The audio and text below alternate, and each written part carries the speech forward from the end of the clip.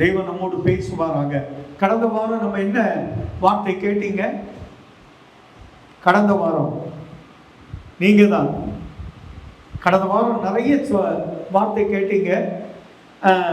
அதை மறந்து போறதுக்கு காரணம் என்னன்னா, நீங்க தேவனோடு நிறைய நேரம் செலவிடலை. கடந்த வாரத்தில் நான் தினமும் 1 மணி நேரம் கர்த்தரோடு செலவிட்டேன், ஜெபித்தேன்னு சொன்னவங்க யாராவது? 1 2 இங்கே நான் 2 3 தடவை ஷானை பார்த்தேன். நான் சொன்னேன், நீங்கள் எவ்வளவு நேரம் இருந்தாலும் 1 மணி நேரம், இது கற்று கேட்ட ஒரு வார்த்தை. ஏசப்பா 1 மணி நேரம் நீங்கள் என்னோடு கூட விழித்திருக்க கூடாதா? நம்ம யோசித்து பாருங்க, நம்ம நினைத்தால் அந்த 1 மணி நேரம் கர்த்தரோடு செலவிட முடியும். நான் கடந்த வாரத்தில் சொல்லும்போது, ஏன் நம்முடைய ஆசீர்வாதங்கள் நம்மை விட்டு போகுதுன்னா, வேதத்தை மறந்தாங்க. நம்ம எல்லாத்துக்கும் சமயம் இருக்கு. நமக்கு பைபிள் வாசிக்கணும்னா சமயம் இல்லை. உண்மை நான் சொல்றேன், பைபிள் வாசிக்கிறதுக்கு தான் சமயம் இல்லையே தவிர, சிரிக்கிறதுக்கு நேரம் இருக்கு, வாட்ஸ்அப்பில் நியூஸ் அந்த ரீல்ஸ் பார்க்கறதுக்கு டைம் இருக்கு. அதை அந்த ரீல்ஸில் பார்த்தா நம்மாகவே உட்கார்ந்து சிரிச்சுட்டு இருப்போம். பார்த்தாச்சுன்னு வெளியே இருந்து பார்த்தா அது ஏன் உட்கார்ந்து சிரிச்சுட்டு இருக்கு, அது எதுவும் ஆயிட்டுன்னு நினைப்பாங்க இல்லையா? ஆனால் உண்மையா பைபிளில் நீங்கள் உட்கார்ந்து பாருங்க, அது உங்களுக்கு வழிகாட்டும், உங்கள் கூட வரும், உங்களுக்கு ஆலோசனை சொல்லும், எல்லா நன்மையும் அது செய்து தரும். கடந்த வாரம் தடைகளை என்னை யாரும் திட்டக்கூடாது. இங்கே இருந்துட்டு என்ன திட்டுற போல இருக்கு. நீங்கள் திட்டுறதுக்கு எழுதி நின்று நீ என்ன சொன்ன இப்போ சொல்லு அப்படின்னு கேட்கலாம். தடைகளை இல்லையா? இதுக்கு ஆமாம். ஏன் சில இடத்துல நம்ம மிஸ் பண்ணுறோம்னா, இந்த வசனத்தை மறக்கிறது. மேத்தமெட்டிக்ஸ் எக்ஸாம் எழுதுறோம், ஒரு ஃபார்முலால ஒரு லெட்டர் மாறிட்டுன்னா என்ன ஆகும்? மொத்த மதிப்பும் கட் ஆகுது இல்லையா? இதே போலதான் வசனத்தை நீங்க மறக்க கூடாது. மீக எழுதின புஸ்தகம் 2ஆம் அதிகாரம் 13வது வசனத்தை வாசிப்போம். ஒரு மைக் கொடுப்பா யாராவது. தடைகளை நீக்கி போடுகிறவர், 2 மைக்கு இங்க தான் இருக்கு. தடைகளை நீக்கி போடுகிறவர் அவர்களுக்கு முன்பாக நடந்து போகிறார். அவர்களுக்கு முன்பாக நடந்து போகிறார். அவர்கள் தடைகளை நீக்கி வாசலால் உட்பிரவேசித்து கடந்து போவார்கள்.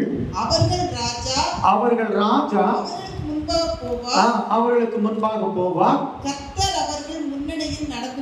கர்த்தர் அவர்களுக்கு முன்னணியில் நடந்து போவார். தடை எப்படி உருவாகிறது? தடைகளை உடைப்பவர் உங்களுக்கு முன்னால் நடந்து போவார்.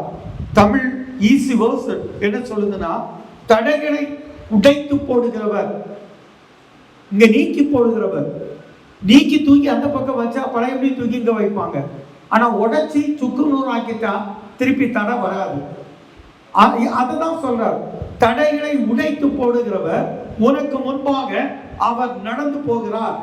ஓடி ஒன்றும் போகல, நீ எப்படி நடக்கிறாயோ அதே போல உன் முன்னால நடந்து போகிறார்.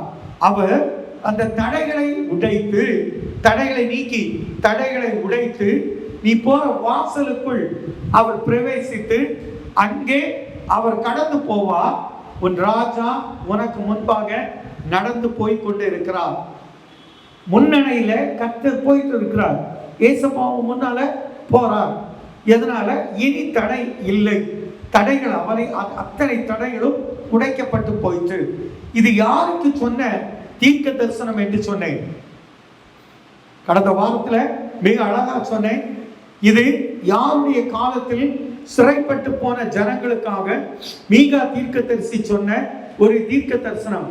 பாபிலோன் அரசன் இஸ்ரவேல் ஜனங்களை எருசலேமிலிருந்து அடிமைகளாக கொண்டு போய் அடிமைப்படுத்தி அவர்களை கஷ்டப்படுத்தின, அதற்காக கொண்டு போகப்பட்ட ஜனங்களுக்காக மீகா சொல்லுகிறார், உங்களுடைய தடைகள் உடைக்கப்படும், நீங்கள் பழையபடியும் கர்த்தர் உங்களை விடுவிப்பார், நீங்கள் நடந்து செல்வார், உங்களுக்காக கர்த்தரே நடந்து செல்வார் என்று அவர் தீர்க்க தரிசனம் உரைத்த ஒரு தீர்க்க தரிசனம் இது. அல்லேலூயா.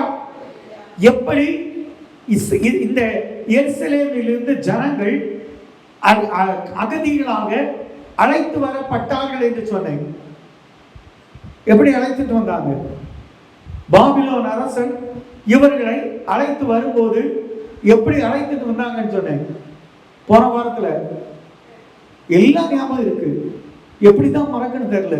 உங்களுக்கு எல்லாம் அழகா முடி இருக்கு. உங்களே அவரங்க போற மொட்டை அடிக்க வேண்டியதுதான்.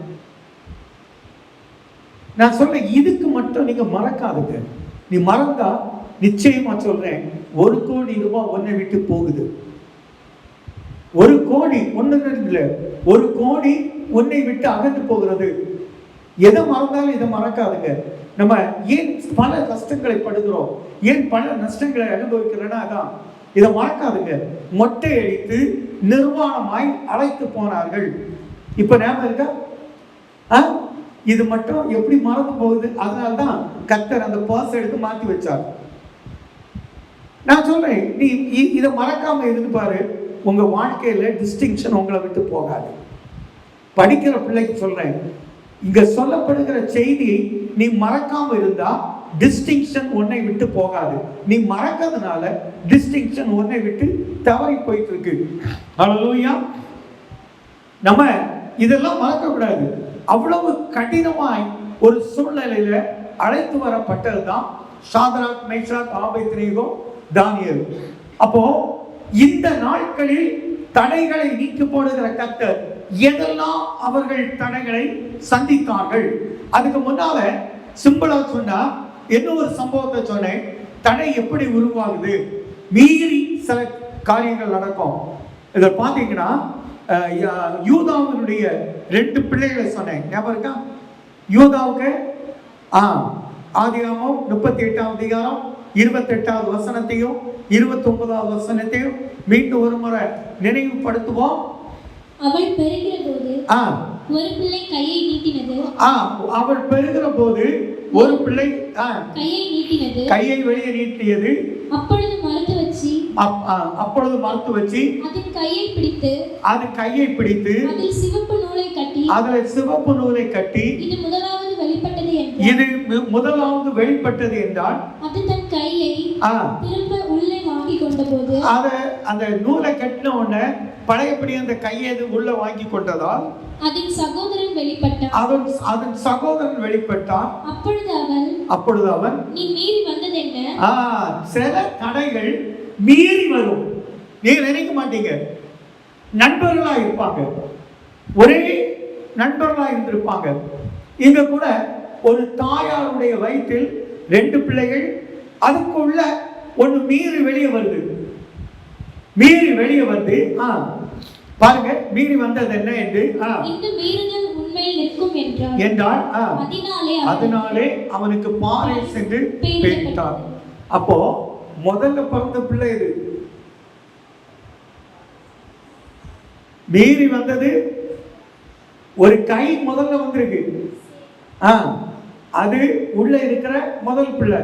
நம்ம அக்கார்டிங் டு தலை பிள்ளை யாரு? பேரிஸ் இல்லையா? இது 2வது பிள்ளை வந்தது பாரேஸ். நான் சொல்றேன், மீறி வந்தது என்னன்னு சொல்லி தான் அவனுக்கு பேர் இருந்தது பாரேஸ் இல்லையா? சேரா. நான் சொல்றேன், இதெல்லாம் உங்களுக்கு சொல்லி கொடுத்தேன். மீறி ஒரு கையை கொண்டு வந்தா சரி. ஆக்சுவலா பார்த்தா இப்போ நமக்கு சரித்திரப்படி இப்ப இருக்கிற காலகட்டத்தில் ட்வின்ஸா இருந்தா முதல் பிள்ளை எதுப்பா வரும்? மூத்த பிள்ளை எதை சொல்லுவோம்? மூத்த பிள்ளை ட்வின்ஸ் பிறக்குது.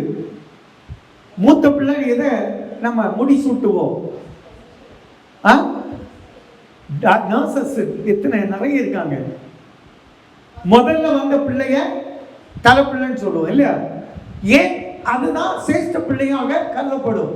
ஆனா பைபிள்ல சொல்லப்பட்டபடி பார்த்தா சரித்திரம் மாறுகிறது. என்ன ஒரு வசனத்தை வாசிப்போம். ஆதியாகமம் எழுதுற புஸ்தகம் 25ஆம் அதிகாரம். இங்க ஒரு 2 ட்வின்ஸ் வராங்க பாருங்க. இதுவும் ஒரு சரித்திரம் தான். ஆதியாகமம் 25-22 வாசிங்க. அவள் கர்ப்பத்திலே பிள்ளைகள் ஒன்றோடொன்று மோதி கொண்டிருந்தன. ரெபெக்காளுடைய கர்ப்பத்தில் பிள்ளைகள் ஒன்றோடொன்று மோதி கொண்டிருந்தது. அப்பொழுது அவள் இப்படியானால் எனக்கு எப்படியோ என்று செய். இது இப்படியானால் எனக்கு எப்படியோ என்று சொல்லி கர்த்தரிடத்தில் விசாரிக்க போனால் அதற்கு கர்த்தர் இரண்டு ஜாதிகள் ஒரு கற்பத்தில் உண்டாயிருக்கிறது, இரண்டு வித ஜனங்கள் உன் வயிற்றிலிருந்து பிரியும். உன் வயிற்றுல இருந்து ரெண்டு ஜனங்கள் பிரிவாங்க. அவர்களில் ஒரு ஜனத்தார் மற்ற ஜனத்தாரை பார்க்கிலும் பலத்திருப்பார்கள். மூத்தவன் இளையவனை சேவிப்பான் என்றார். மூத்தவன் இளையவனை சேவிப்பான். அது எதனால்? இங்க பாத்தீங்கன்னா சேஷ்ட புத்திர பாகம் யாருக்கு போனது? யாருக்கு போனது? இளையவனுக்கு போச்சு இல்ல. ஆனா சேஷ்ட புத்திர பாகத்தின் அக்காடித்து பைபிள் சரி, நமக்கு நான் உங்களுக்கு ஒரு சரித்திரம் சொல்றேன். முதல் வித்து அந்த தாயினுடைய கர்ப்பத்தில் தோன்றுகிற போது முதல் பிள்ளை உருவாகிறது. இந்த முதல் பிள்ளை எங்கதான் இருக்கு? வயிற்றுல இருக்கு. அது முதல்ல உருவாகிறது. இரண்டாவது வித்து வயிற்றில் உருவான போது இரண்டாவது பிள்ளை உருவாகிறது.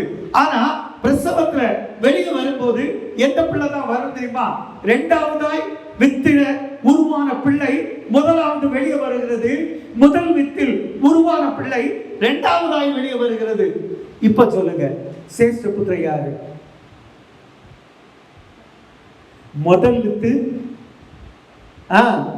முதல் வித்து இரண்டாவதாய் வந்தது சேஷ்ட புத்திரத்துக்கு தகுதி உடையது. இப்போ தடை யாரா இருந்தது? ஏசாவா இருந்தார். இந்த ட்வின்ஸ் இல்லைன்னா முதல்ல யார் தான் பிறந்திருப்பார்? யாக்கோபு தான் பிறந்திருப்பான். அதனால்தான் கர்த்தர் அந்த சிஸ்டத்தை கரெக்டா செய்தார். ஆனா இந்த உலகத்துல நமக்கு முதல்ல ஒரு பிள்ளை பிறக்குதுன்னா அது தலைப்பிள்ளையாக நாம் கருதுகிறோம். இதுதான் மூத்தது என்று சொல்லுகிறோம். அதுக்கு முன்னால ஒன்று தடைப்படுத்துகிறது. இப்போ வெளியே வரும்போது தடை உடைக்கப்படும் போது மூத்தது இரண்டாவதாவது வந்தது பிள்ளை மூத்ததாய் கருதப்படுகிறது.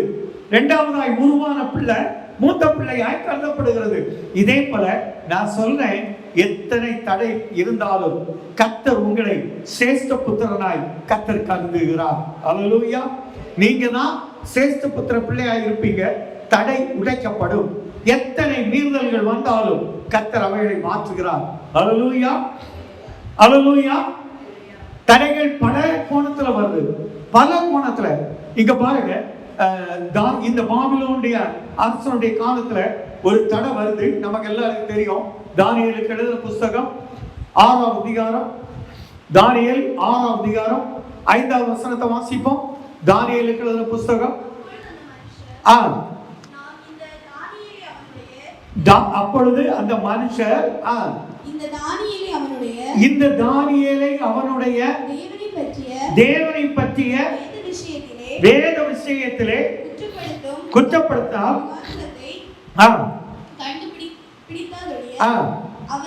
அவனை வேற எந்த ஒரு காரியத்திலும் நம்மால முடியாது.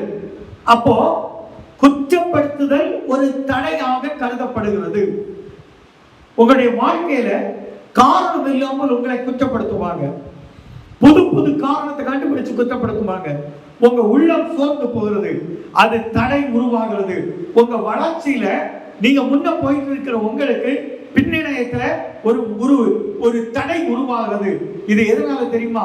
பொறாமையினால் உண்டான தடை. உங்களை பொறாமப்பட்டு அதே இதுல ஒரு வசனத்தை வாசிப்போம். 14ஆம் வசனத்தை வாசிங்க. அப்பொழுது ராஜா கட்டளையிட அவர்கள் தானியேலை கொண்டு வந்து 7ஆம் வசனத்தை வாசிங்க. 30 எவனாகிலும் 30 நாள் வரையில் ராஜாவாகிய உம்மை தவிர எந்த தேவனையானாலும் மனுஷனையானாலும் நோக்கி எல்லாரும் சேர்ந்து ஒரு பக்கா பிளான் பண்றாங்க. இவனை தடைப்படுத்துறதுக்கு, இவனுடைய ஜெபத்தை தடைப்படுத்துறதுக்கு, இவன் கர்த்தரை தேடி வரத தடைப்படுத்துறதுக்கு ஒரு பிளான் பண்றாங்க. 30 நாள் ராஜாவை தவிர எந்த தேவனையும் அவன் என்ன செய்யக்கூடாது? சேவிக்க கூடாது.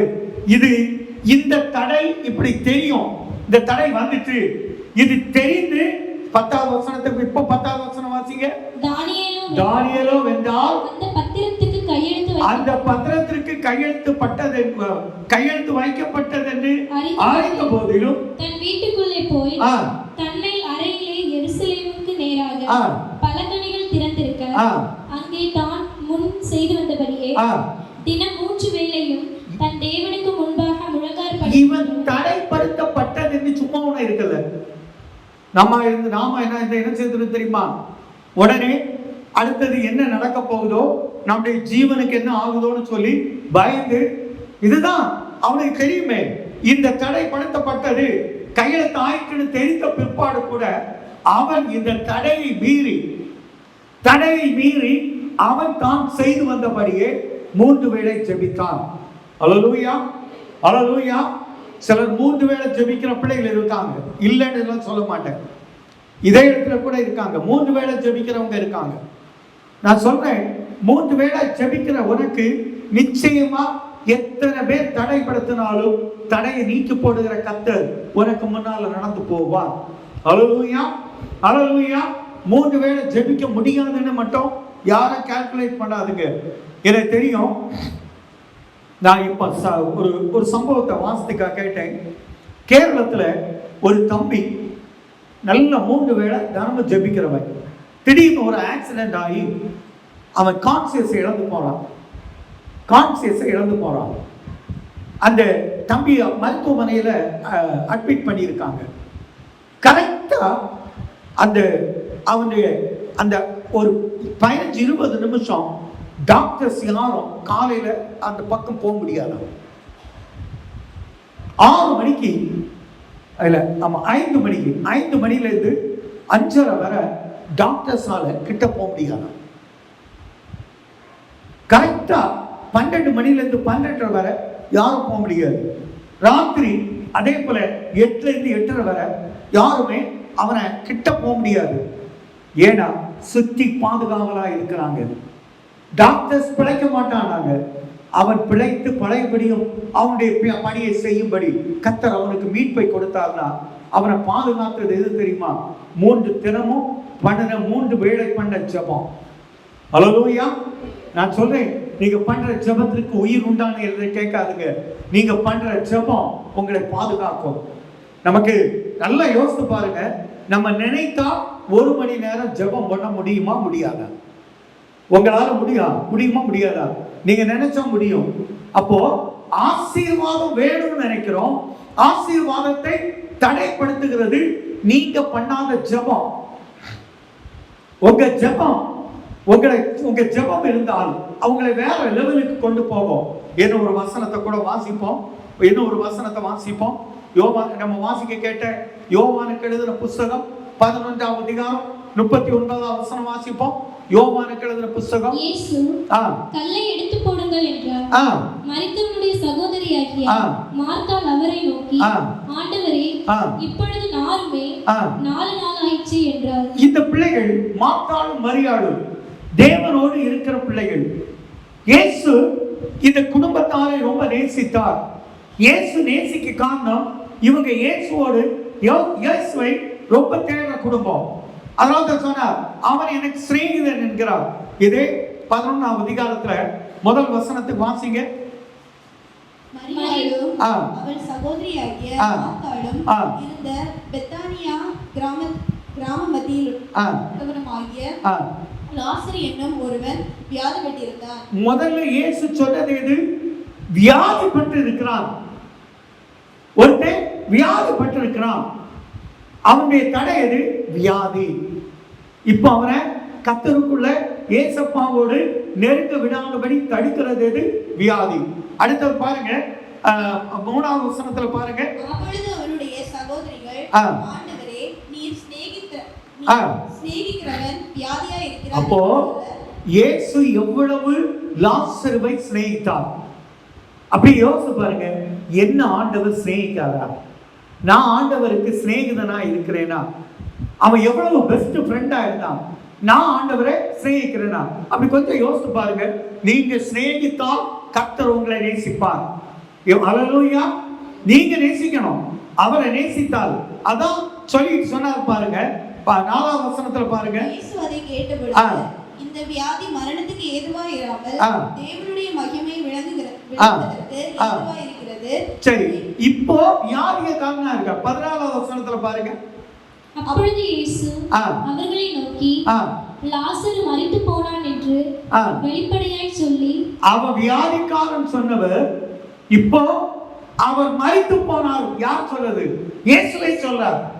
ஒருத்தனுடைய ஜீவன் எடுக்கப்பட்டு போயிட்டு இப்போ இந்த உலகத்துல அவன் இல்லை, இந்த உலகத்துல அவன் இல்லை, அவன் மரித்து போனான். இப்பதான் அப்படியே 31வது வசனத்துக்கு வாங்க. அப்பொழுது வீட்டிலே அவளுடனே கூட இருந்து அவளுக்கு ஆறுதல் சொல்லிக் கொண்டிருந்த யூதர்கள் மரியாள் சீக்கிரமாய் எழுந்து போகிறதை கண்டு அவள் கல்லறை இடத்தில் அழுகிறது. காரணம் இயேசு இப்ப அங்க வந்துட்டார். 28வது வசனத்துல பாருங்க. 28வது வசனத்துல இவைகளை சொன்ன பின்பு அவள் போய் தன் சகோதரி ஆகிய மரியாளை ரகசியமாய் அழைத்து, போதகர் வந்திருக்கிறார், உன்னை அழைக்கிறார் என்று. நான் சொல்றேன், உங்க வீட்டுக்கு இயேசு வந்தா உங்க வீட்டுல உள்ள ப்ராப்ளம் எல்லாம் மாறி போகும். இயேசு உங்க வீட்டுக்கு வந்தாச்சுன்னா போதும், உங்க பிரச்சனை முற்றுப்புள்ளி ஆகிறது. இயேசு உங்க வீட்டுல வந்தா உங்க தடைகள் நீக்கப்படுகிறது. இயேசு உங்க வீட்டுல வந்தா உங்க வியாதி மறைந்து போகும். இங்க அழகா சொல்றார், வந்திருக்கான்னு சொன்னா ஓடுற பாருங்க, ஓடி எவ்வளவு அழகா சொல்றா பாருங்க. இப்போ 35வது வசனத்தை பாருங்க. இயேசு கண்ணீர் விட்டார். எப்படி மரியாதை அழுகையை பார்த்தவர் இயேசுவும் அழுதார்.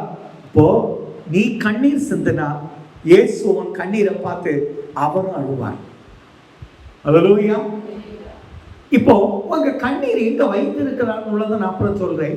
உங்க கண்ணீருக்கு வேல்யூ இருக்கு. நீங்க விடுகிற ஒவ்வொரு சொட்டு கண்ணீரும் உங்களுடைய கணக்குல வைக்கப்படுகிறது. அந்த கண்ணீர் அது ஒரு நாள் அபிஷேக தைலமாக கொம்பில் ஏற்றப்படுகிறது. அது உங்களுக்கு அபிஷேக தைலமாக உங்க தலைக்கு மேல வந்து இறங்கும். அல்லேலூயா. நான் சொல்றேன், எவ்வளவு அழகா இயேசு கண்ணீர் விடுகிறார், இவங்க கண்ணீர் விடுறாங்க. மொத்த கண்ணீருக்கு விடை காண்கிறாங்க பாருங்க. 38வது வசனம் பாருங்க. அப்பொழுது இயேசு மறுபடியும் தமக்குள்ளே கலங்கி கல்லறைக்கு வந்தார். அது ஒரு குகையா இருந்தது. அதின் மேல் ஒரு கல் வைக்கப்பட்டிருந்தது. இப்போ லாசரு வெளியே வர முடியாதபடி தடையா இருக்கிறது எது? கல். உங்க வாழ்க்கையில, உங்களுடைய ப்ரமோஷன்ல, உங்களுடைய வேலையில, படித்த பிள்ளைகளுக்கு வேலை வாய்ப்புல எல்லாம் வாசல் என்ன செய்து அடைக்கப்பட்டிருக்கிறது. எப்படி இஸ்ரவேல் ஜனங்கள் அந்த இந்த பீகார் சொல்லுகிறாரோ அந்த வசனத்தின்படி கோரேசை ஆயத்தப்படுத்தினார். நமக்கு தெரியும், ஏசாயா 45ல வெண்கல கதவை கர்த்தர் உடைத்தார், இரும்பு தாழ்பாலை முறித்தார். அந்த காலத்தில் இந்த வாழ்க்கைக்கு கர்த்தர் வெளிச்சத்தை கட்டளையிட்டார், புதையரை கட்டளையிட்டார். இதெல்லாம் கடந்த வாரத்துல கேட்டோம்.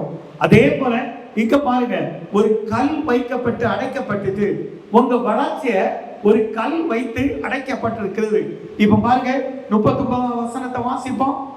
இயேசு கல்லை எடுத்து போடுங்கள். இயேசு சொல்றார், கல்லை எடுத்து போடுங்கள். அப்போ நீ இயேசுவோடு 1 மணி நேரம் செலவிட்டால் உனக்கு வழியில இருக்கிற தடைக்கல்லா இருக்கிற கல்லை கர்த்தர் எடுத்து போடுவார். அல்லேலூயா.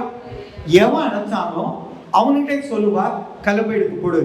ஏன்னா இங்க பாருங்க 38வது வசனத்துல நமக்கு அதுக்கு முன்னால கல் வைத்தது யார் தெரியுமா? அந்த ஊர்ல இருக்கிற ஜனங்கள். இப்போ மகளை கூப்பிட்டு சொல்ற, மரியாதை கூப்பிட்டு போய் கல்லை எடுத்து போட சொல்லு. கல்லை எவன் வைத்து அடைத்தானோ அவன் கல்லை எடுத்து போடுறான். உங்க வாழ்க்கையில யார் உங்களுக்கு இடத்தில் கொடுத்தாரோ அவனை கர்த்தர் தூக்கி மாத்துவார். அல்லேலூயா. உனக்கு இடத்தில் கொடுத்தவனை கர்த்தர் தூக்கி மாத்துவார். அந்த கல்லை தூக்கி அவனே எடுத்து போட சொல்லுவார். யார் உனக்கு வேதனை கொடுத்தாரோ அவனே வேதனையை மாற்றும்படி கர்த்தர் கிருபை கொடுப்பார். எவ்வளவு அழகான வார்த்தை பாருங்க. தொடர்ந்து 39 வாசிங்க. கல்லை எடுத்து போடுங்கள் என்றால் மரித்தவருடைய சகோதரியாகிய மார்த்தாள் அவரை நோக்கி, ஆண்டவரே, இப்பொழுது நாருமே பல வேளைகள்ல உங்களை யாரு அவமானப்படுத்தி வெட்கப்படுத்தி நாற்றத்தை கொடுத்தாங்களோ ஆண்டவர் சொல்ற பாருங்க, அந்த நாற்றத்தை அவர் கணக்கில் வைக்கல. உங்களை அவமானப்படுத்துறவங்க, நிந்திக்கிறவங்க, தூஷிக்கிறவங்களை பற்றி அவர் கண்டுகிடவே இல்லை. அதுக்கு பதிலா அவர் சொல்ல பாருங்க, 40வது வசனத்தை பாருங்க. இயேசு அவளை நோக்கி நீ விசுவாசித்தால், இயேசு அவளை நோக்கி சொன்ன வார்த்தை என்ன?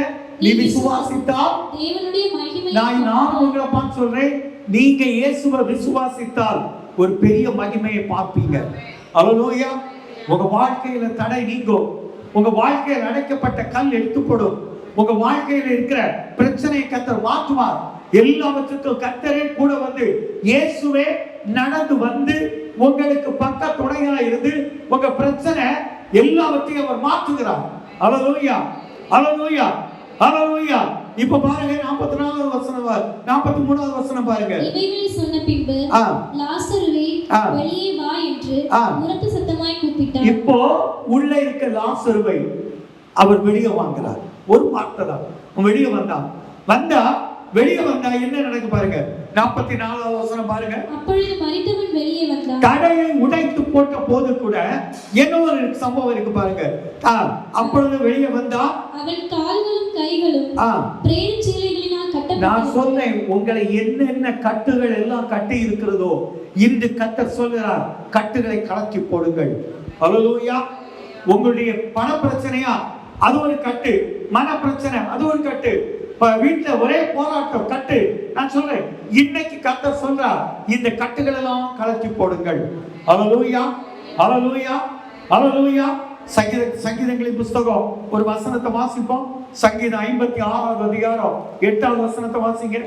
என் அலைச்சல்களை தேவரீர் எண்ணி இருக்கிறீர். நீ உங்களுடைய அலைச்சல்களை கர்த்தர் எண்ணி இருக்கிறார். என் கண்ணீரை உம்முடைய துருத்தியில் வையும். உங்க கண்ணீர் எல்லாம், நான் சொல்றேன்ல, நீங்க சிந்துகிற கண்ணீர் எல்லாம் எதெல்லாம் வேதனைப்படுத்தியதோ, நீங்க இயேசுவின் கால்ல போய் விழுந்து கண்ணீர் விட்டீங்களோ, இந்த கண்ணீர் எல்லாம் எதுல இருக்காம்? துருத்தியில். உங்க கண்ணீர் எல்லாம் இப்ப எங்க இருக்கு? துருத்தியில வைக்கப்பட்டிருக்கிறது. நான் சொல்றேன், அப்படியே 1 சாமுவேல் 14வது அதிகாரம் 1வது வசனத்தை வாசிப்போம். கர்த்தர் சாமுவேலை நோக்கி, இஸ்ரவேலின் மேல் ராஜாவாய் இராதபடிக்கு நான் புறக்கணித்து தள்ளின சவுலுக்காக நீ எந்த மட்டும் துக்கித்துக் கொண்டிருப்பாய்? நீ ஒரு காரியத்தை நினைத்து துக்கித்துக் கொண்டிருப்பாயானால் உனக்கான வார்த்தை இது. நீ ஒரு கொம்பை தைலத்தால் நிரப்பிக் கொண்டு வா. அங்க உன் கண்ணீரெல்லாம் துருத்தியில இருந்தது. தாவீது விட்ட கண்ணீரெல்லாம் துருத்தியில் இருந்தது. இப்போ தாவீதுக்காக கர்த்தர் சாமுவேல் இடத்துல சொல்றார், ஒரு கொம்பை தைலத்தால் நிரப்பிக் கொண்டு வா. உனக்காக ஒரு கொம்பு நிரப்பப்படுகிறது. ஒரு தைல குப்பி அல்ல, கொம்பு தைலத்தால் நிரப்பப்படுகிறது. ஆண்டவர் ஒரு ஊழியத்தை சொல்றார், ஒரு ஒரு ஒரு கொம்பை தைலத்தால் நிரப்பிக் கொண்டு வா. பெத்லகேமியனாகிய ஈசாயின் இடத்துக்கு அனுப்புவேன். அவன் குமாரரில் ஒருவனை நான் ராஜாவாக தெரிந்து கொண்டேன். இப்ப பாருங்க, புறக்கணிக்கப்பட்ட தாவீது அவனை கர்த்தர் தெரிந்து கொள்ளும் போது அவனுடைய கண்ணீரை பார்க்கிறான், அவனுடைய அங்கலாய்ப்பை பார்க்கிறான், அவனுடைய அலைச்சலை பார்க்கிறான், அவனுடைய புறக்கணிக்கை பார்க்கிறான், அவனுடைய நெக்லெக்ட் பண்றதை பார்க்கிறான். அவன் ஓரமாய் புறந்தள்ளப்பட்டதை பார்க்கிறான். அவனை பார்த்து கர்த்தர் இப்போ அவனை வேற லெவலுக்கு உயர்த்த போகிறார். அதான் சொல்றேன், நீ இப்ப எந்த லெவல்ல இருந்தாலும் ஒரு நாள் அரசனாய் கர்த்தர் உன்னை மாற்றுவார். அல்லேலூயா. நீ ராஜாவாய் இருப்பாய், ஒரு உன்னத பதவியில இருப்பாய். நம்ம இப்போ எல்லாரும் இப்ப கூட சமீபத்துல நடந்த எலெக்ஷன்ல பாருங்க, யாருமே எதிர்பார்க்காம புதிய முதல்வர் ஒருத்தர் வந்திருக்கிறார். யாரும் எதிர்பார்க்கல, யாருமே எதிர்பார்க்காத. நான் சொல்றேன், இதே போல நீ எதிர்பார்த்திராத வேளையில கர்த்தர் உன்னை உயர்வை நீ பார்ப்பாய். அல்லேலூயா. உனக்கான உயர்வு உன்னை தேடி வரும். எவ்வளவு அழகான ஒரு வார்த்தை. இப்ப பாருங்க 2வது வசனம் பாருங்க. அதற்கு சாமுவேல் நான் எப்படி போவேன்? சவுல் இவை கேள்விப்பட்டால் என்னை கொன்று போடுவான். இப்போ சாமுவேலுக்கு சவுலை பற்றிய ஒரு பயம். பெரிய மனிதர்கள் அப்படிதான் இருப்பாங்க, அவரை பற்றிய ஒரு பயம். அந்த இடத்துல இந்த ராஜாவை பற்றிய ஒரு பயம். அதுக்கு கர்த்தர் என்ன சொல்ல பாருங்க. அப்பொழுது கர்த்தர், நீ ஒரு காளையை கையோடே கொண்டு போ, கர்த்தருக்கு பலியிட வந்தேன் என்று சொல். ஒரு காளையை கையோடே கொண்டு போ, நான் கர்த்தருக்கு பலியிட வந்தேன் என்று சொல்லி. இப்போ அவன் பலியிட போறது போல அவன் அபிஷேகம் பண்ண போறான். இந்த பலி மிருகம் யாருக்காக பலியிடப்பட்டது? நான் இதான் கேள்வி. இந்த பலி மிருகம் யாருக்காக பலியிடப்பட்டது? தாவீதுக்காக கர்த்தர் ஒரு மிருகத்தை பலியிட சொன்னால், உனக்காக இயேசப்பா பலியிடப்பட்டவராய் அவர் பலியிட்டு அவருடைய இரத்தத்தால் உன்னை மீட்கப்பட்டு இன்று நீ இருக்கிறாயானால், ஒரு பலி மிருகம் உனக்காக பலியிடப்பட்டதானால் நீ ராஜாவா இருப்பதை யாராலும் மாற்ற முடியாது. அல்லேலூயா. ஒரு பெரிய அந்தஸ்துல உட்கார வைப்பதை யாராலும் மாற்ற முடியாது. ஒரு பெரிய உன்னத ஸ்தானத்துல ஏறி இருக்க போறத ஒருத்தராலும் மாற்ற முடியாது. மனுஷர்கள் என்ன வேணாலும் நினைக்கிறான். இப்ப பாருங்க, இது தாவீதுக்கு என்ன தெரியாது. தாவீது ஆடு மேய்த்துட்டு இருக்கான். நான் சொல்றேன், உனக்கான உயர்வு உன்னை தேடி வருகிறத இப்போ உனக்கு தெரியாம இருக்கலாம். நிச்சயமாய் அது ஒரு நாள் உன்னை சந்திக்கும். நீ பெரிய இடத்துல இருப்பா. அந்த காலத்தை சப்படி இருக்கும் பாருங்க. இதுவரையிலும் அவனுக்கு வீட்டு பணிக்குள்ள வீட்டுக்குள்ள அவனுக்கு அனுமதி இல்லை. ஆனா ஒரு நாள் அனுமதிக்கப்படுகிற நாளா இருக்கும். இப்ப பாருங்க 3வது வசனம் பாருங்க. ஈசாயை பலிவிருந்துக்கு அழைப்பாய். ஒரு வார்த்தை சொல்ல பாருங்க. இந்த பலிமிருகத்தை கொண்டு போய் பலியிடும் முன்பு புறக்கணிக்கப்பட்டவன் அவனுடைய தகப்பனார பலிவிருந்துக்கு நீ அழைத்துக்க. அப்பொழுது நீ செய்ய வேண்டியதை நான் உனக்கு அறிவிப்பேன். உனக்காக கர்த்தர் செய்ய வேண்டியதை கர்த்தருடைய ஊழியர் இப்போ உனக்கு சொல்ல போகிறார். அல்லேலூயா. உனக்கு செய்ய வேண்டியதை கர்த்தர் செய்ய போகிறார். அது உனக்கு தெரியாது. நீ செய்ய வேண்டியதை நான் உனக்கு சொல்லுவேன். அல்லேலூயா. நீங்க எப்படி இருக்க போறீர்கள் என்பதை கர்த்தர் உங்களுக்கு சொல்ல போகிறார். உங்களுடைய எதிர்காலம் எப்படி இருக்கும் என்பதை கர்த்தர் உங்களுக்கு சொல்ல போகிறார். இது தாவீதுக்கு தெரியாது. இப்போ உங்க பிள்ளைகள் எங்க வேணாலும் இருக்கலாம். என் பிள்ளைகள் சென்னையில் இருக்காங்க, என் பிள்ளைகளுக்கு தெரியாது. ஆனா கர்த்தர் இன்று சொல்லுகிறார், உன்னுடைய எதிர்காலம், உன் பிள்ளைகளுடைய எதிர்காலம் எப்படி இருக்கும் என்று இப்ப சொல்றார். நான் சொல்றேன், 10ஆம் வகுப்பு ரிசல்ட்டை எதிர்நோக்கி இருக்கலாம். ஆனா உங்களுக்கு தெரியாது அடுத்தது என்ன படிப்புக்கு நம்ம கொண்டு சேர்க்க போறோம். ஆனா நான் சொல்லுவேன், உன் பிள்ளைகள் ஒரு நாள் உயர்ந்த ஸ்தானத்தில் ஏறி இருப்பாங்க. அல்லேலூயா. இந்த ஆலயத்துல உன் பிள்ளை ஒரு டம்ளர் தண்ணி எடுத்து கொடுத்து கர்த்தரை கனம் பண்ணி இருந்தா அதனுடைய பலனை அடையாமல் போகாது. அல்லேலூயா.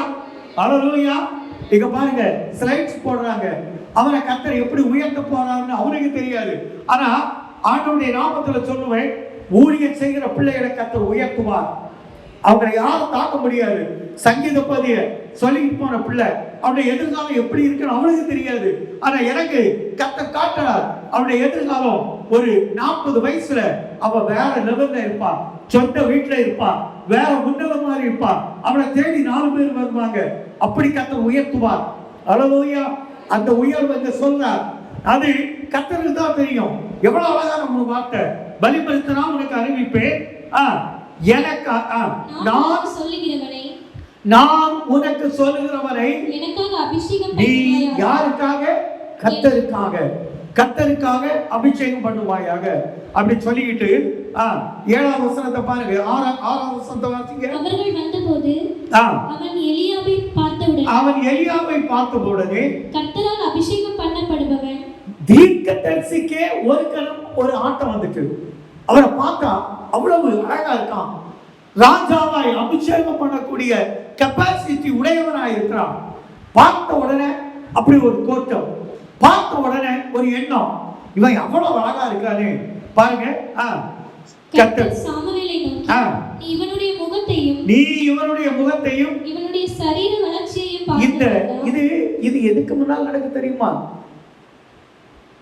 5ஆம் வசனம் பாருங்க. அதற்கு அவன் சமாதானம் தான். 4ஆம் வசனம். கர்த்தர் சொன்னபடியே சாமுவேல் பெத்தேலுக்கு போனான். அப்பொழுது அவ்வூரின் மூப்பர் தத்தளிப்போடே அவனுக்கு எதிர்கொண்டு வந்து அத்தனை மூப்பரும் ஓடிவாங்க.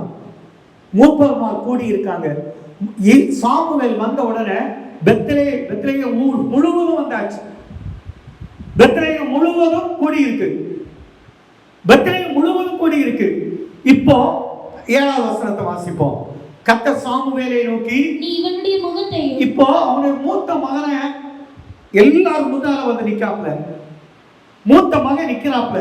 மூத்த மகனை பார்த்த உடனே கர்த்தர் சொல்றார் பாருங்க, இவனுடைய சரீர வளர்ச்சியை பார்க்க வேண்டாம், நான் இவனை புறக்கணித்தேன். நான் இவனை புறக்கணித்தேன். மனுஷன் பார்க்கிறபடி நான் பாரேன். மனுஷன் பார்க்கபடி நான் பாரேன். மனுஷன் முகத்தை பார்ப்பான், மனுஷன் முகத்தை பார்ப்பான். கர்த்தரோ இதயத்தை பார்க்கிறார். கர்த்தர் உன் இதயத்தை பார்க்கிறார். உன் இதயம் யாரோடு இருக்கு அதை பார்க்கிறார். நீ போக்கிலும் வரத்திலும் ஏசப்பா ஏசப்பான்னு சொல்லிட்டு இருந்தேன்னா அதை பார்ப்பார். ஒரு காலையில மத்தியானமோ இரவு நீ ஜெபித்தா அதை பார்ப்பார். அவருக்கு தெரியும் உன் சூழ்நிலை என்னன்னு தெரியும். உன்னை பார்க்கிறவர் எவ்வளவு அழகா சொல்றாரு பாருங்க, இவனை நான் புறக்கணித்தேன். மூத்தவனை எல்லார் முன்னிலையில சாமுவேல் சொல்றார், கர்த்தர் இவனை புறக்கணித்தா. இவன் இல்லையா, அடுத்தவனை கூட்டு வா. ஆனா இவங்க எல்லாம் ஒருத்தனை புறக்கணித்திருக்காங்க. 7 சகோதரனும் தகப்பனாரோ தாவீதை புறக்கணித்தாங்க. அவனை எங்க கொண்டு போட்டிருக்காங்க, ஆடு மேய்க்கிற கூட்டத்தோடு அடிமைகள் வேலை செய்கிற இடத்துல கொண்டு அவங்க கூட சாப்பிட்டு அங்கதான் தங்குறான். இவங்க புறக்கணித்த தாவீது. ஆனா இன்னைக்கு இவங்க எல்லாம் புறக்கணித்தாங்க. எல்லா மனிதருக்கு முன்பாக அவரை பார்த்து கர்த்தர் சொன்ன வார்த்தை, நான் இவனை புறக்கணித்தேன். இவனை பார்த்து சொல்லு, அவமானமா இல்லையா? கொஞ்சம் யோசித்து பாருங்க. அவன் என்ன நினைச்சிருப்பான், நான் ராஜாவா வாழறதுக்கு நான் கேட்டேனா, என்ன கூப்பிட்டு வந்து எல்லாரும் முன்னிலையில எவ்வளவு பெரிய அவமானம். அவனை பார்த்து சொல்றா. ரெண்டாவது, இப்ப அடுத்தவனுக்கு என்ன மகிழ்ச்சியா இருக்கும், ஏய் கர்த்தர் அவனை வேண்டான்ட்டாரு, என்ன அவன் கூப்பிடுறாரு, பயங்கர ஹாப்பியா வாரான். அவனும் அவனும் வேண்டாம், அவன் தள்ளு. மூணாவது வந்திருப்பான், அவனை என்ன நினைச்சிருப்பான். இப்ப 4வது ஒருத்தன் வருவான், அவனுக்கு எப்படி இருக்குன்னு தெரியுமா, நானும் போறேன், இவர் என்னை ஓகே சொல்லுவாரா இல்லை எல்லாரும் முறையில வெட்கப்பட்டு. நான் சொல்றேன், ஒரு நாள் உன்னை வெட்கப்படுத்துறவங்க எல்லாம் இதே போல வெட்கப்படுவாங்க. உன்னை அற்பமாய் நினைத்தவங்க எல்லாம் இதே போல அற்பமாய் நினைக்கப்படுவார்கள். உன்னை புறக்கணித்தவங்க எல்லாம் இதே போல பெரிய ஜனங்களுக்கு மன்னியத்துல புறக்கணிக்கப்படுவாங்க. அல்லேலூயா. கர்த்தர் உன் கூட இருப்பார். ஒரு எவ்வளவு நாள் கண்ணீர் சிந்திப்பான், அப்படி கண்ணீர் எல்லாம் துருத்தியில். அதனாலதான் தாவீது தான் சொல்றார், என் கண்ணீர் எல்லாம் துருத்தியில வைக்கப்பட்டது, என் அலைச்சலை எல்லாம் கர்த்தர் பார்க்கிறார். கர்த்தர் இந்த ஆடுகளுக்கு பின்னால் அலைந்து திரிகிறத கர்த்தர் பார்க்கிறார். என் கண்ணீரை துருத்தியில வைத்தார். இந்த கண்ணீர் ஒரு நாள் கொம்பில் தைலமாக ஏற்றப்படுகிறது. ஏற்றப்பட்டது மட்டும் இல்ல, அவனை எவையெல்லாம் என்னெல்லாம் செய்தானோ அத்தனை அவன் அனுபவிக்கிறான். அல்லேலூயா, அல்லேலூயா. இப்ப பாருங்க 10வது வசனத்தை வாசிப்போம். இப்படி ஈசாய் தன் குமாரரில் 7 பேரை சாமுவேலுக்கு முன்பாக கடந்து போக பண்ணினான். பின்பு சாமுவேல் ஈசாயை பார்த்து, கர்த்தர் இவர்களில் ஒருவனையும் கர்த்தர் தெரிந்து கொள்ளவில்லை. நான் சொல்றேன், ஒருத்தராவது கர்த்தருடைய பிள்ளை கர்த்தருடைய வசனத்தின்படி ஏற்றுக்கொண்டது அவனை ஏற்றிருப்பார். அடுத்த வசனத்தை பாருங்க. உன் பிள்ளைகள் இவ்வளவுதானா? ஒரே கேள்விக்கா, உன் பிள்ளைகள் இவ்வளவுதானா?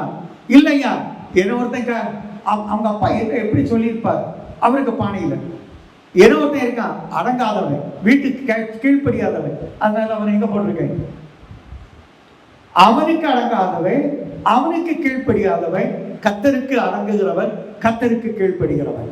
அல்லேலூயா.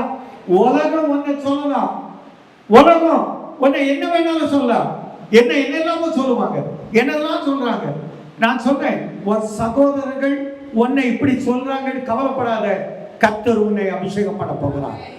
கர்த்தர் உன்னை தாவீதை போல தெரிந்து கொண்டு இருக்கிறார். அவர் நீ சிந்தின கண்ணீர் துருத்தியில வைக்கப்பட்டிருக்கிறது. இப்போ கொம்புல அது அபிஷேக தைலமாக ஏற்றப்பட்டு நிரப்பப்பட்டிருக்கிறது. இனி கர்த்தர் உன்னை அபிஷேகம் பண்ண போகிறார். அல்லேலூயா. 10-12 வசனம் பாருங்க. ஆள் அனுப்பி அவனை அழைப்பித்தான். எப்படி ஆள் அனுப்பி? இப்போ ஈசாய் தகப்பன் என்ன செய்யறான் தெரியுமா, ஒருத்தரை கூப்பிட்டு போடா, போய் தாவீதை கூட்டிட்டு வா, கையோடு கூட்டிட்டு வா. தாவீது எப்படி கேட்டிருப்பான், ஏய் எங்க அப்பாவை அவர் சொன்னாரு, உண்மையா சொல்றேன், எங்க அப்பாவை அவர் சொன்னாரு, ஒன்னதாங்க அப்பா கூட்டிட்டு வர சொன்னார். இவன் பிடிக்கிறது முன்ன அவன் ஓடியாச்சு. ஏன்னா எங்க அப்பா ஒரு நாளாவது என்னை கூப்பிட மாட்டாரா, ஏன் பேச மாட்டாரா, அவன் நினைத்த நாட்கள். நான் சொல்றேன், நீ எப்படியெல்லாம் வெறுக்கப்பட்டாயோ, நீ எப்படியெல்லாம் புறக்கணிக்கப்பட்டாயோ, எப்படியெல்லாம் தூஷிக்கப்பட்டாயோ, கர்த்தர் அப்படி அந்த மனிதர்களுக்கு முன்பாக உன்னை உயர்த்த போகிறார். அல்லேலூயா. தடையை நீக்கப்படுகிறார். நான் சொல்றேன், தடையை நீக்கி போடுகிற கர்த்தர் முன்ன போகும்போது இதுதான் நடக்க போகுது. உன்னை ராஜாவாக, பெரிய மனிதனாக, உன்னை வேண்டாம் சொன்னாங்களா அவங்கள விட உயர்வாய் கொண்டு போகிறார். அவங்கள விட பெரிய வீட்டுல கொண்டு போவார். அவங்கள விட பெரிய கார்ல கொண்டு போவார். அவங்க ஒரு கார் வச்சிருப்பாங்க, நீ 3 கார் வைக்க கர்த்தர் உனக்கு அப்படி உயர்த்த போகிறார். அல்லேலூயா, அல்லேலூயா. அதான் சொன்னேன், நான் சொன்னேன், நினையாத வேளையில கர்த்தர் உனக்கு கொடுக்க போகிற ஆசீர்வாதம் இப்படிதான் இருக்கும், இப்படிதான் இருக்கும். அடுத்த வசனம், அந்த 12வது வசனத்துல பாருங்க. ஆள் அனுப்பி அவனை அழைப்பி, ஸ்பெஷல் இன்விடேஷன் போயிட்டு அவளை அழைப்பித்தான். அவன் சிவந்த மேனி, அழகிய கண்களும் நல்ல ரூபமுள்ளவனுமாய் இருந்தான். அப்பொழுது கர்த்தர் இவன்தான் நீ எழுந்து இவனை அபிஷேகம் பண்ணு என்றார். இவன்தான் நீ எழுந்து அவனை அபிஷேகம் பண்ணு. கர்த்தர் உங்களை எப்படி அபிஷேகம் பண்ணுகிறார். அல்லேலூயா. இதுக்கு முன்னால் அவன் எப்படி புறக்கணிக்கப்பட்டிருக்கா பாருங்க, எவ்வளவு வேல்யூபிள் பாரு. 18வது வசனம் வாசிங்க. அப்பொழுது அந்த வேலைக்காரன் ஒருவன் சொன்னான் பாருங்க, இதோ பெத்லெகேமியனாகிய ஈசாயின் குமாரன், எனக்கு ஒரு மனுஷனை தெரியும், புறக்கணிக்கப்பட்ட ஒரு பையனை தெரியும், ஈசாயின் குமாரன் ஒருவனை பார்த்திருக்கிறையா. அவன் வீட்டுல இல்ல, வீட்டார் எல்லாம் புறக்கணிக்காங்க. அவனுடைய கேப்ப பாருங்க, அவன் மியூசிக் வாசிப்பதில் தேறினவன். நான் சொல்றேன், நீ இசை வாசித்து கர்த்தரை கனம் பண்றவராக இருந்தால் ஒரு நாள் இப்படிதான் கர்த்தர் அவனை வைப்பான். அல்லேலூயா. நான் சொல்றேன், உங்க பிள்ளைகளை எப்பாடு பட்டாவது இதே போல மியூசிக் வாசிக்க நீங்க வைங்க. ஒரு நாள் பாரு, உன் பிள்ளை மேல இருப்பான். நீ இன்னைக்கு ஒரு 1000 ரூபாயை நினைக்கலாம், கஷ்டமா இருக்கு இல்ல, நீ அனுப்பிப்பார், உன் பிள்ளை உயரத்தில் இருப்பான். அவன் உனக்கு சாப்பாடு போடுவான், அவன் உனக்கு சாப்பாடு போடும்படி கர்த்தர் அவனை மாற்றுவார். அழகான ஒரு வார்த்தை. இதை கேட்கிறது மட்டுமல்ல, செயல்படுத்துங்கிற. எனக்கு எங்க அம்மா அன்னைக்கெல்லாம் பெரிய இன்ஸ்ட்ருமெண்ட்ஸ் இல்லைங்க, என்ன கொஞ்சம் இதை காட்டி தந்ததால் இதை பாருங்க, நான் கர்த்தரை கனம் பண்ணும்படி கர்த்தரை எனக்கு வைத்திருக்கிறார். அல்லேலூயா. கர்த்தரோன்னா நீ சும்மா வைக்கலையே, எவ்வளவு அழகா வைத்திருக்கிறார். எங்கெல்லாம் கடந்த செவ்வாய்க்கிழமை ஒரு 150 200 ஜனங்களுக்கு முன்பாக கர்த்தரை கனம் பண்ண, கர்த்தரை வாசிக்க, கர்த்தரை பற்றி பாடி புகழ, இதை கீபோர்டை கொண்டு போய் வாசிக்கிறது எனக்கு கிருபை தந்தார். அல்லேலூயா. ஒன்றும் தெரியாதவன், எனக்கு வாசிக்க தெரிந்தது ட்ரம்ஸ் மாசம்தான். நான் இப்பவும் சொல்றேன், உங்க பிள்ளைகளை மியூசிக் படிக்க வைங்க. உங்க பிள்ளைகள் ஒரு நாள் உங்களை உட்கார வச்சு சாப்பாடு போடுவாங்க. அல்லேலூயா. அடுத்தது பாருங்க, வாசிப்பது தெரிவன். அடுத்தது அவன் பராக்கிரமசாலி, யுத்த வீரன், காரிய சமர்த்தி, சௌந்தரியம் உள்ளவன், கர்த்தர் அவனோடு கூட இருக்கிறார். 6-7 தாளந்து உள்ளவன் புறக்கணிக்கப்பட்டிருக்கிறார். 6-7 தாளந்து உள்ளவன் புறக்கணிக்கப்பட்டிருக்கிறார். கர்த்தர் அவனை பார்த்தார், கர்த்தர் அவனை கொண்டு வான்னு சொன்னார். இப்ப பாருங்க, அடுத்த அழைப்பு எப்படி வருது பாருங்க. 14வது வசனத்துல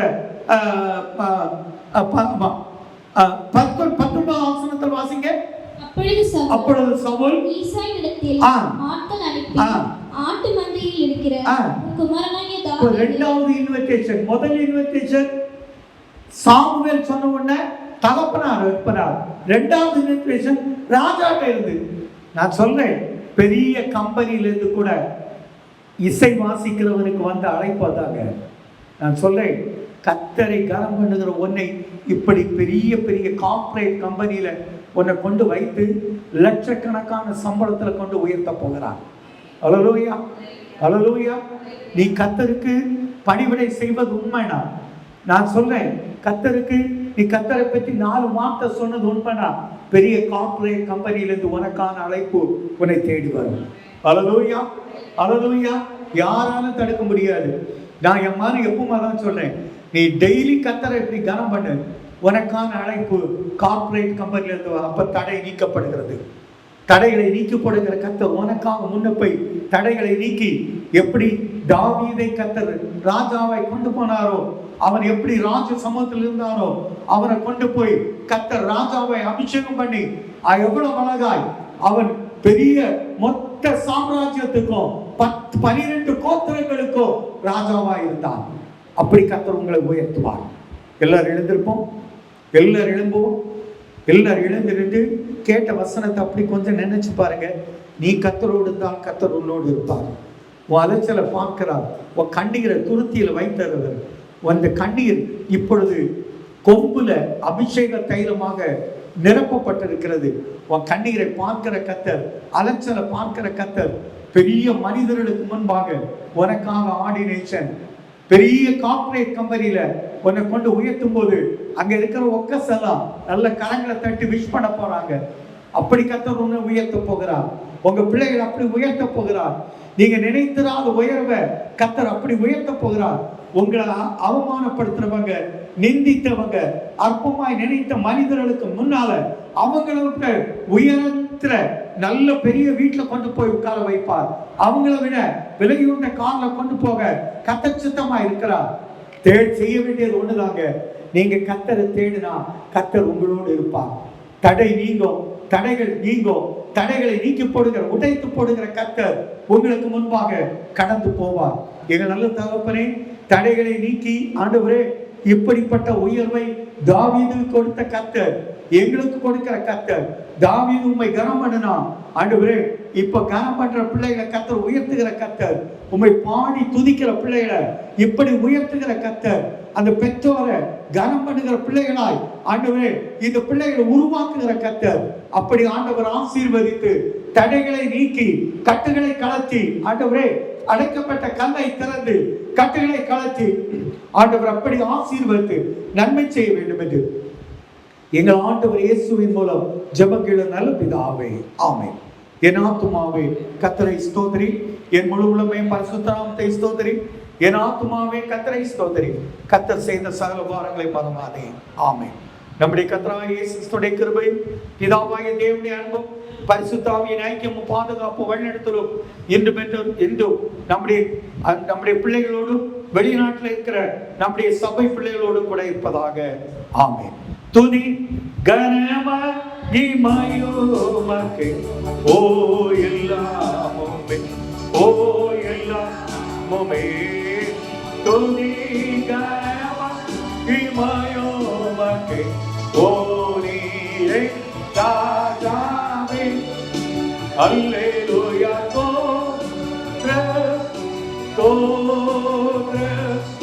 தோற்றமே மிக